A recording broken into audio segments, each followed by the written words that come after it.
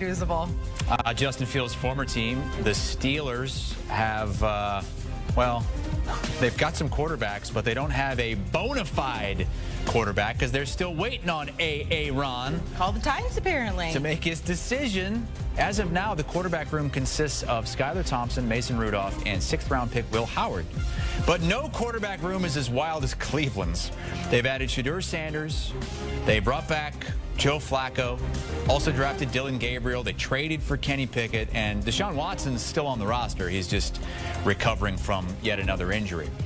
We have been going division by division, grading every team's off-season moves. We hit the AFC North today, and Tyler Sullivan is going to be handing out the grades. We are going to start with the ever-interesting Cleveland Browns, who I think get an A+ for interest. I mean, I want to hear about them. I want to see them on Hard Knocks and all that stuff. But what do they get for what they've done on the field, Tyler? Yeah, I give him a C+, and it's like a bad version of the Brady Bunch in that quarterback room, right? You're talking about the old head and Joe Flacco. You have Kenny Pickett, who is just kind of weirdly sitting around. And then when they brought in Dillon Gabriel at the NFL draft, you're like, okay, here it comes. They're completely out on Shedeur Sanders.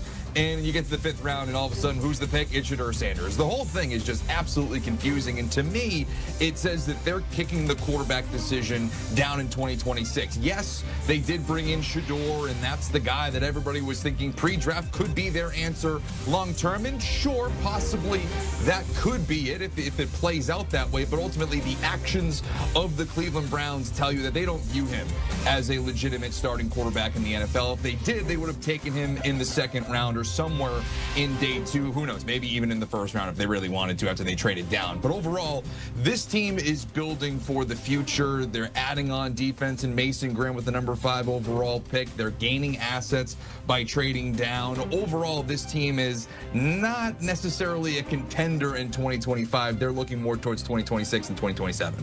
The next team always feels like they're a contender. They never have a losing season. They're always in the mix. They always seem to overperform. It's the Pittsburgh Steelers.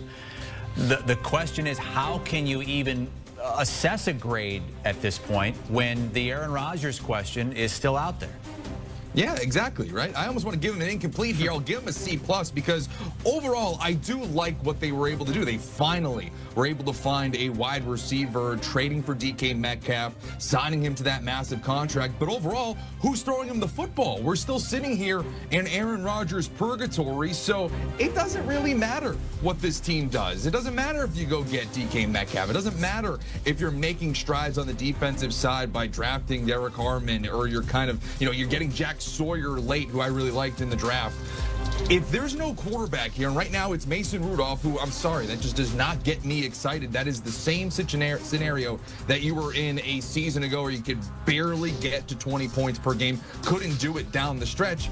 None of these additions really matter. So as much as I want to give them a higher grade, because I do like overall what they were able to do in certain respects, I just can't get excited about the Pittsburgh Steelers right now because I don't know who's going to be under center. We don't know what Aaron Rodgers is going to do. He's liable to sign with them the second I get off here, or he's liable to take this into week 10 somehow, and we still don't have a decision from him. It's the first day of May. The very first preseason game is the last day of July, the Hall of Fame game. Let's go to the Cincinnati Bengals, who did what they could on offense. They brought back Chase on a big deal. They brought back Higgins on a big deal. But offense hasn't been the question. The question's on D, and there's still a big question mark for their best player on defense.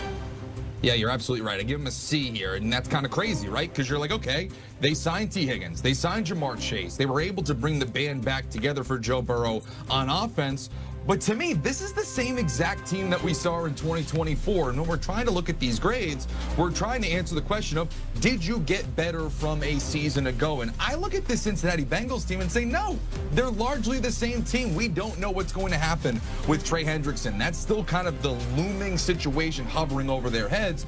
And he is the best defensive player they have. This team, the reason why they missed out on the postseason in 2024 was because of this defense. It didn't matter that they had Jamar Chase and T. Higgins, who, again, they were able to retain. Credit to them. Good for the ownership to pull out the money and keep those guys there.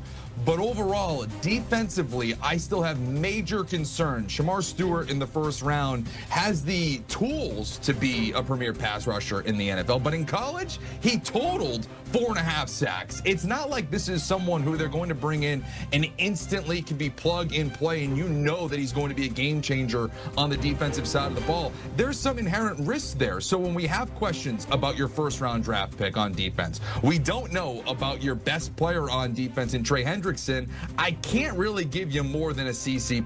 And that's all you've given the 3 teams so far, a C and 2 C+. The last team, the Baltimore Ravens, you look, you don't see that they did a lot, but they've been better than all these other teams the last few years. Did they really need to do that much?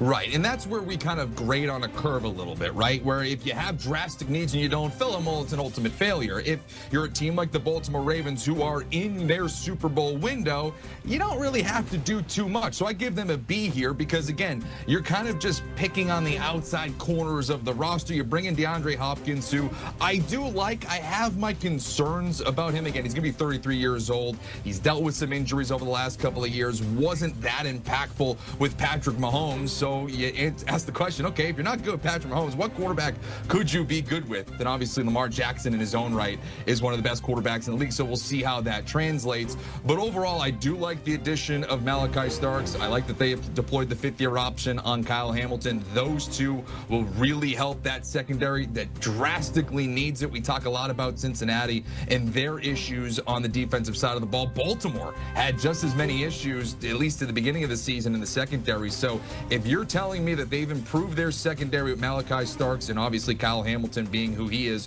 one of the bbest safeties in the NFL, this team should once again be contending in the AFC. AFC North report card looks like mine from high school. C+ in algebra, C+ in science. I like it though.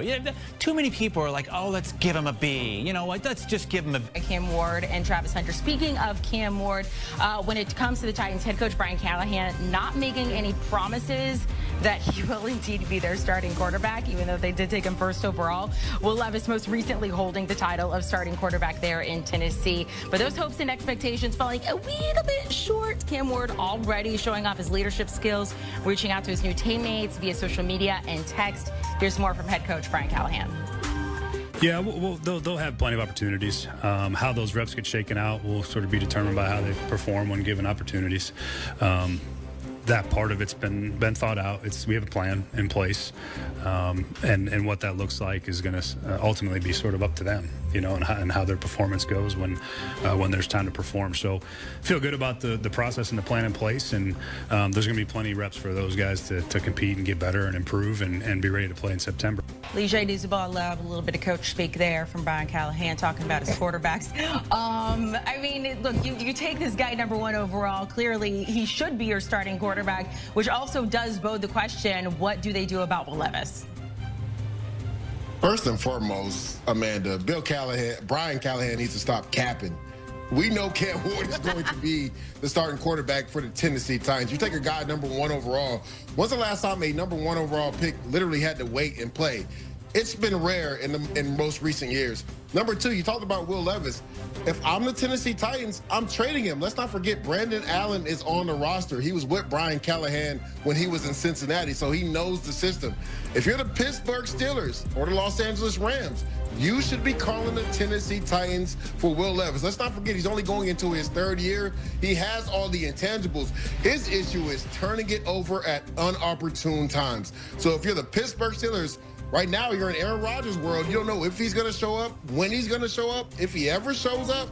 I would call the Tennessee Titans to see about Will Levis. I still say we need TMZ on Aaron Rodgers, stalking him to force him to make a decision.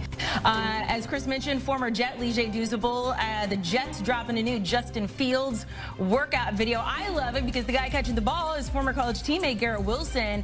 So they posted this on social media. I went to their Instagram, Leger. Some of the comments are excited. Most of them are like, love it, prove it to me. I have heard this before from the New York Jets. That's the video? This is it? This is the workout video that our producer is very excited about. I was expecting a lot more. Does this video excite you, Leger? How are you feeling about your Jets right now with Justin Fields and some of the moves they made in the draft? I get some of the fans' angst, Amanda, because it's been 14 years. If I'm not mistaken, the Jets have the longest tenure of not going to the playoffs in the 4 major American sports. So I get them saying, prove it on the field. And the funny thing is, their head coach, that's kind of his mantra. He wants it quiet. Like for the longest, the last 2 years, everybody's been talking about the Jets. This is the first time in 2 years nobody is talking about the Jets. And I love it as a former Jet, right? You want to be able to put your head down and work and let your work on the field do everything for you, all the talking for you. So this is the first time in 2 years nobody's talking about the Jets, and this is exactly where the Jets should be. They're trying to build the right culture because they had issues last year in regards to guys maybe not playing with effort and tackling moves. So like, I love the, workout video, but it's all about putting your head down and working and proving it on the field. What do you mean no one's talking about the Jets? We're talking about They're the really Jets. not. I mean, I can Google the Jets right now and come up with like 12,000 articles on them. Well, man, you got to think about it. We were dealing with Aaron the last 2 years. Has it not been relatively quiet compared